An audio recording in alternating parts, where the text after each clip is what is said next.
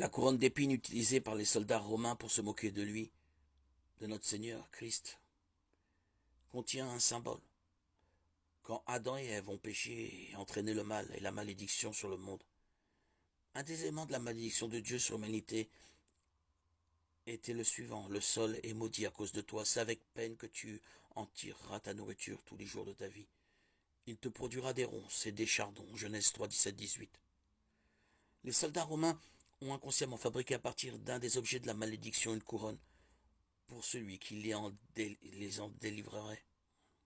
Christ nous a rachetés de la malédiction de la loi, en devenant malédiction pour nous, puisqu'il est écrit: tout homme pendu au bois est maudit.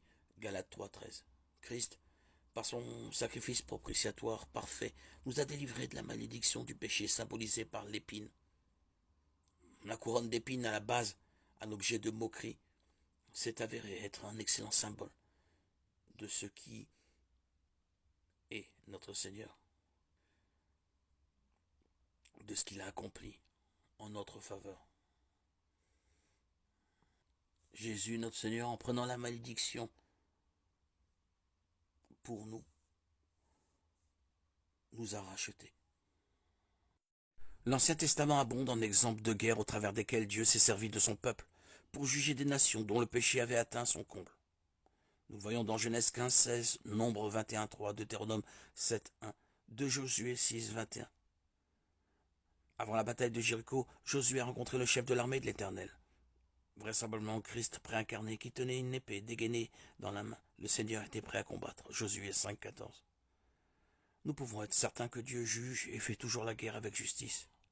Nous connaissons en effet celui qui a dit: c'est à moi qu'appartient la vengeance, c'est moi qui donnera à chacun ce qu'il mérite. Il a ajouté: le Seigneur jugera son peuple. Oui, c'est une chose terrible que de tomber entre les mains du Dieu vivant. Hébreux 10, 30, 31. Nous apprenons de ce passage et d'autres semblables que nous ne devons participer à une guerre que si elle est justifiée. Contrer une agression, combattre l'injustice ou éviter un génocide sont des motifs valables. Nous croyons que les disciples de Jésus sont libres de s'engager dans les forces armées et de prendre part aux hostilités. Dans son interaction avec le centurion romain, Jésus reçoit ses hommages, guérit son serviteur et le loue pour sa foi. Matthieu 8, 5, 13. Mais il ne lui demande pas de quitter l'armée pour la simple raison qu'il ne prêche pas le pacifisme. Jean-Baptiste était également en contact avec des soldats. Quand ils lui ont demandé: et nous, que devons-nous faire? Luc 3, 14. Ça aurait été l'occasion idéale de leur demander de renoncer aux armes. Mais il a préféré leur répondre: ne commettez ni extorsion ni tort envers personne, et contentez-vous de votre solde.